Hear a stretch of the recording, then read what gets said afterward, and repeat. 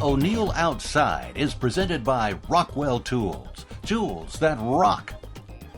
Hello again, everyone. I'm O'Neill Williams, and welcome to our program. Travis and I fished last fall, and our purpose was to show you how to use a mop jig to catch bass when the water's cold. Well, the water wasn't quite cold enough, so we were kind of struggling.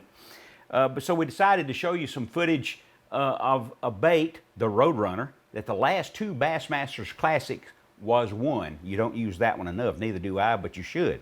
Then finally, yes indeed, there is some cold water action using the mop jig, the skirted jig, the crawfish imitation, and you'll see it today on O'Neill Outside. Ooh. Got him coming. There he comes, there he comes, there he comes.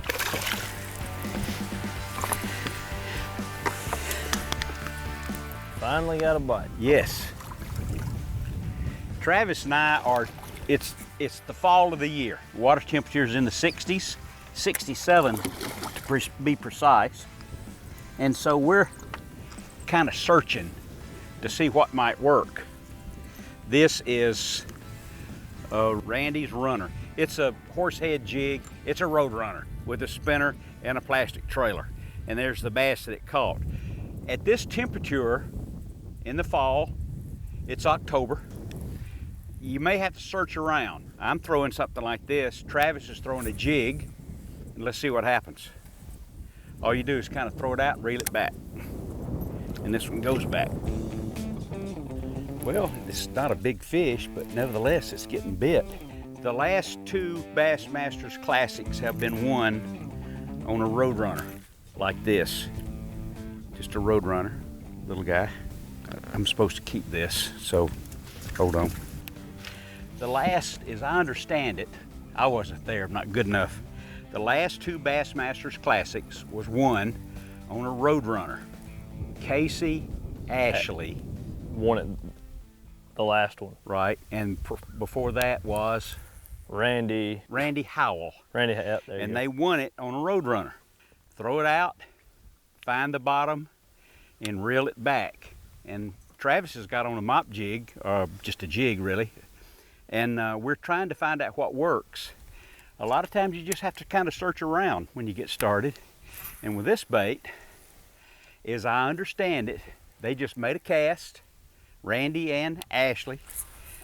They just made a cast, find the bottom, let it find the bottom, and then very slowly reel it back.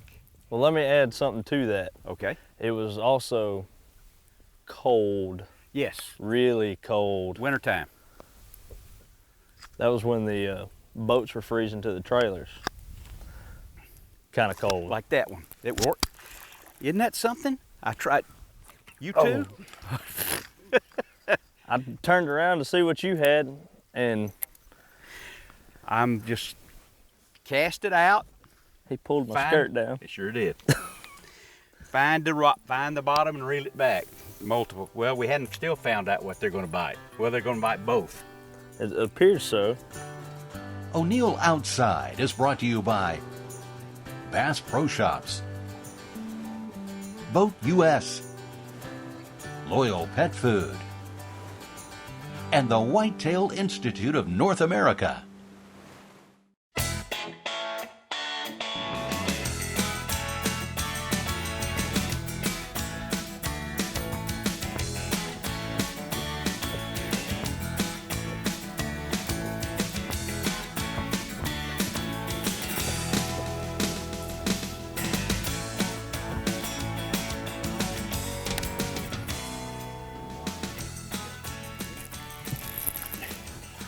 What I would urge you to do, to think about doing, it's Travis's idea.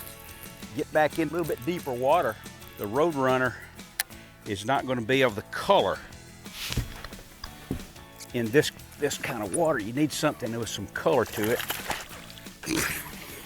And a dark colored jig, and there's a whole story to tell you about fishing a jig this time of year. And I'm not going to tell you right now. I'm going to see if I catch another one. And we're supposed to measure these boys right here. Yep, he is a throwback, 15-incher. I am using now a Mop Jig. And I hope you can hear it. Listen. Can you hear it? Okay. A crawfish comes out this time of year and he makes a sound when he crawls around. If this works again, I'll talk about it more. O'Neill here. We're at Georgia Power's Lake Oconee with Jim Osier. He's a wildlife biologist, and the subject is the bald eagle. Right. First of all, let's begin by asking, why was the bald eagle in trouble 60, 80 years ago? We think primarily from widespread DDT use. So the chemical did a lot of good things on farms and controlling mosquitoes, but it did some harmful things in impacting eagles and other populations of predatory birds. Kept them down. Pushed them way down, interfered with calcium metabolism. The females were laying eggs, essentially had no shells, and reproduction fell off to about nothing. Okay, how about now? Now they're doing much, much better. You know, DDT use was outlawed. We've had a lot of other things happen, and the public's more supportive, and a lot of better habitat too. And we had about over 200 nests last year in Georgia alone. That may be more than you ever had. It very well could be. And these inland reservoirs, such as Lake Oconee here, are providing habitat that didn't exist probably, back 50 years ago. Okay. And so we've always had good habitat on the coast, but we're finding more and more habitat inland as these reservoirs have provided that needed foraging and nesting sites. And so that is Georgia Power's role. Right, Georgia Power has played an important role in the recovery of the eagle. These reservoirs, again, provide a good foraging habitat.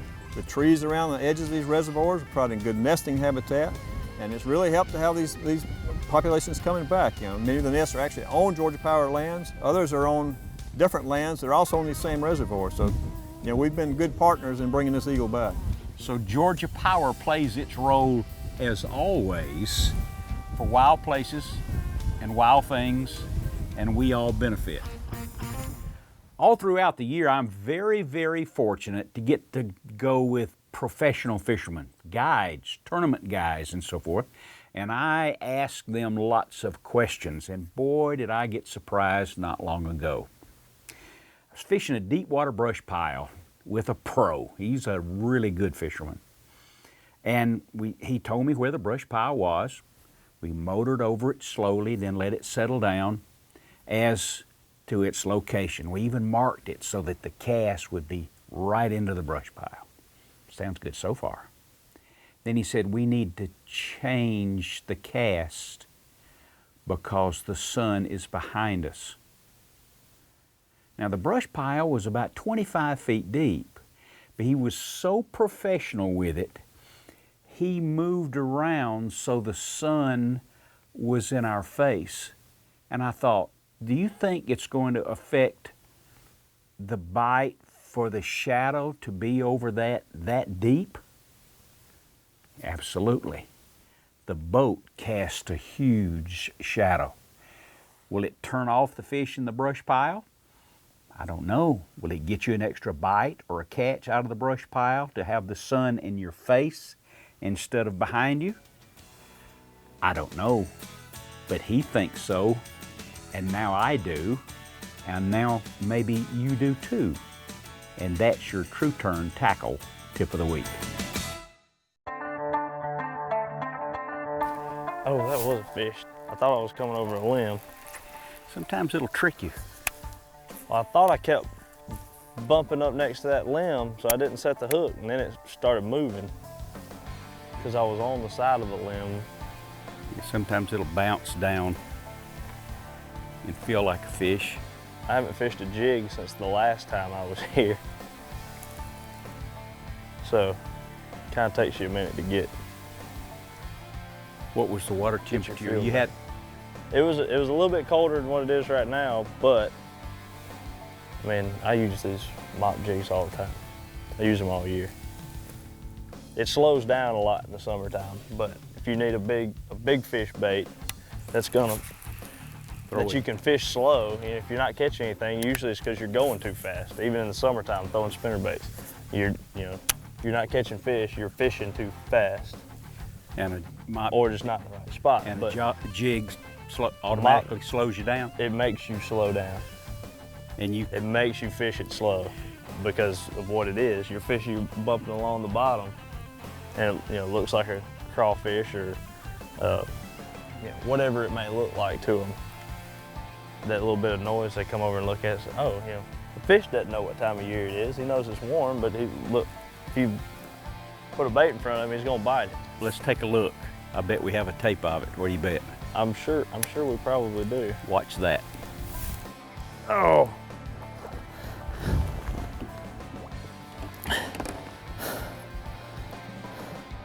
That's a nice little fish. They keep getting bigger. Of course, this one's not bigger than that last one, but still nice. About a 4-pounder there. Now these mop jigs, these fish are doing is they're eating crawfish, and that's what that looks like. And the little clickers on the back there sound like crawfish moving around on the limbs feeding and everything.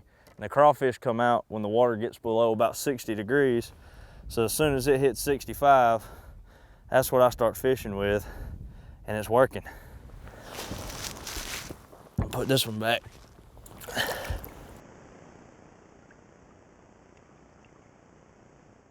You just want to put these jigs as close to the sticks as you can get it. If I can keep the boat straight in this wind. Watch, I'm gonna catch another one out of this stump right here.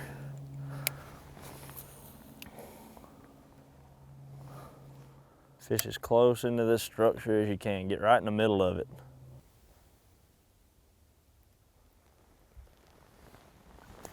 Got it. Good night. That's why you use a mop jig right there. He didn't fight. He must be cold. I'm not gonna give him a chance to get off here. Because look, right there. Look at that. Yes, sir. Barely feel just a little bit of tap with these things. And that's an 8-pounder, every bit of it. Look at that. Mop jigs, baby. That's what I'm talking about. That big old wide mouth there.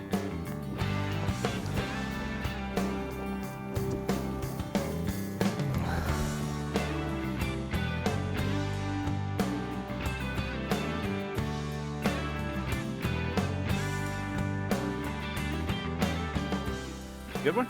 I think it's another one like the rest of them we've been catching. But see, that's what I was telling you. You're throwing that swim bait, and yeah, you can fish that thing really slow, but you want to fish it fast. When you change over to a mop jig like this, unless your name's Davey Height and you're just really good at swimming, it forces you to fish it slow. And that's a putback fish there. But that's about the average of what we've been catching. But it's just the mop jig, it's got the rattles, a little black, it's got a little blue highlight in there. But that's just, a little bit of color. The main thing is it makes that rattling sound. Look at him. Mm-hmm. He looks just like you. He's a good looking fish. There's more O'Neill Outside coming up. But first, let's thank our sponsors.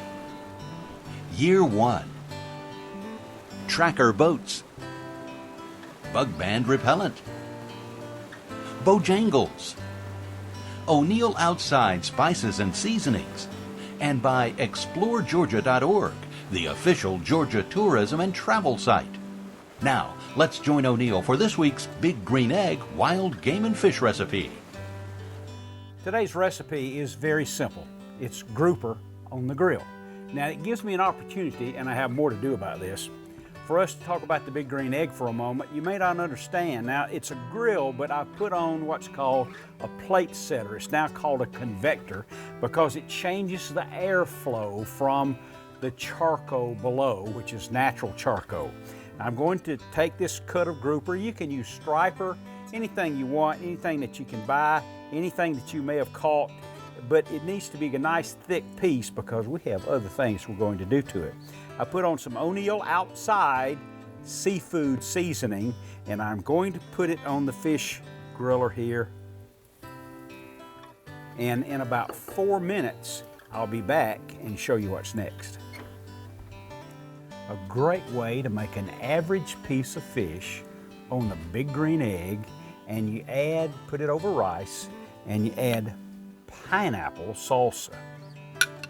Yeah, pineapple salsa. You're going to be so amazed, and I want you to know this is an individual serving. I'm going to eat all of this myself, and that can't, oh, more.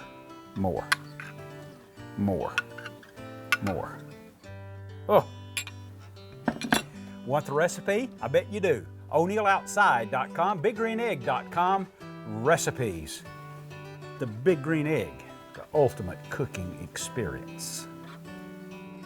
Time for the Bojangles guest book, this week from Shane Ledbetter in McLeansville, North Carolina. He sends us an evaluation, and he says that O'Neill Outside is about local interest and education, not about places that the average family cannot visit. Listen, all the shows are valuable. Being local is what O'Neill Outside is about, and I thank you for the evaluation. If you'd like to win a Bojangles coupon for a free meal there, go to O'NeillOutside.com, the Bojangles guest book. If we use your comment on the air, Bojangles will send you the coupon. If there's a lesson to be learned in today's program, it's about using a crawfish imitation. And there's a long story that goes with that, and I want you to understand it. Now, when we started fishing today, Travis and I started out with a little spinner, and we caught some fish, using a crawfish imitation. But it's not quite cold enough yet. The water temperature is 67 degrees right now. It's already 74 this afternoon, going to be 80 degrees tomorrow.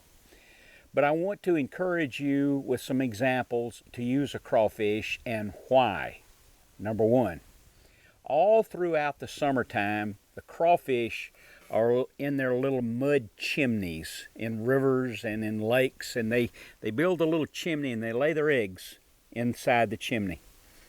And when the water temperature gets to be about 62, 63, they come out and they eat the decaying vegetation on the limbs, the logs, and the weeds, and all this algae that's growing. That's the time of the year that the other game fish, the shad, the brim, even the small bass, they kind of get lethargic too because the water temperature is so cold. That's why you should use a crawfish imitation during the winter months, because that's what the largemouth or the spotted bass or the smallmouth, that's what they're looking for. That's what they're used to eating when the water temperature is low. We didn't do it today because we're too early, but I have fished this lake and many, many others very successfully using a mop jig, and here's some examples of that. And then you need to stock up on jigs for wintertime fishing. Take a look at this classic target. See that over there? So often I see when I get in a boat with somebody and they'll pull up on a spot like that, and they'll throw out to one side and they'll throw out to the other side and they'll throw right out here on the edge. The crawfish are likely to be inside there, in among those stick-ups. So where might a feeding bass be also? Inside there, along the stick-ups, looking for a crawfish, or a crawfish imitation, I hope, that he can eat. So I'm going to throw right there in the middle, and if I fail this time, I'll bet you my editor, Jeff, will show you what happened last year when I cast right there. Right in the middle. Didn't happen this time, but it did last year. Keep watching. The first cast is right in the middle. You know, that's where oh, now see, it just fell over a limb. Now, that's where he might be, or she might be. The big bass might be there, in the middle of it. There's no reason, there aren't any bait fish out here swimming around. They're in the middle. Where are the crawfish? Where they're walking up and down the stems of the grass or the stems of the weeds, the stick-ups, the brush, and they're there and they're eating the decaying matter around it. So the bass just sits there, crawls up the limb, he's got him. Remember, you're imitating a crawfish. That's your cast. Now see here, I've left it sitting there all this time. It's just sitting there. And with that living rubber, believe me, that jig is just undulating like that, and it can be picked up just like right now. Got him. If you want to expand your fishing abilities and capabilities to include cold water in wintertime, I would imagine it might be kind of interesting for you to pick up and become proficient at using a mop jig.